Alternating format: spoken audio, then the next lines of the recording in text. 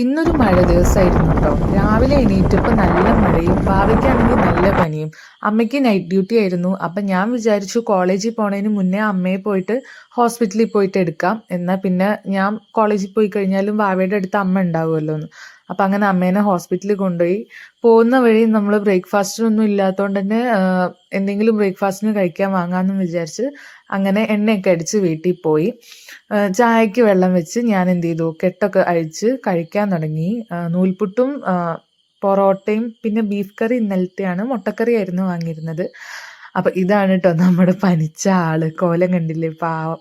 അങ്ങനെ കഴിക്കലൊക്കെ കഴിഞ്ഞ് ഞാൻ കോളേജിലേക്ക് പോകാൻ വേണ്ടി ഒരുങ്ങി. ഈ ഒരു ടോപ്പ് ഈ ഒരു പാൻറ്റുമാണ് കേട്ടോ ഞാൻ ഇടാൻ വിചാരിച്ചത്.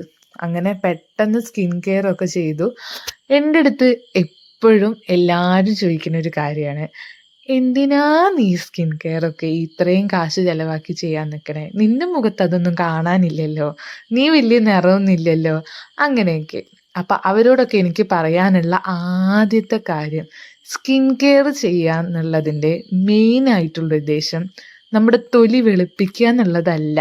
അതെല്ലാവരും ഒന്ന് മനസ്സിലാക്കണം.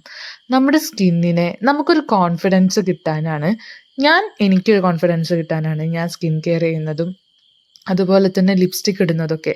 അത് കുറേ വെളുക്കാൻ വേണ്ടിയോ ഒന്നുമല്ല. നമ്മുടെ ഫീച്ചേഴ്സ്, നമ്മുടെ ഫേസിലും നമ്മുടെ ഫേഷ്യൽ ഫീച്ചേഴ്സും ഒക്കെ ഒന്ന് എൻഹാൻസ് ചെയ്ത് കാണാനും, ഇപ്പോൾ കുരുവോ അങ്ങനെ എന്തെങ്കിലും നമുക്കൊരു എന്താ പറയുക, നമ്മുടെ കോൺഫിഡൻസിനെ ബാധിക്കുന്ന രീതിയിൽ എന്തെങ്കിലും ഉണ്ടെങ്കിൽ അതിനെ ട്രീറ്റ് ചെയ്യുന്നതിന് വേണ്ടിയിട്ടാണ് സ്കിൻ കെയർ ചെയ്യുന്നത്.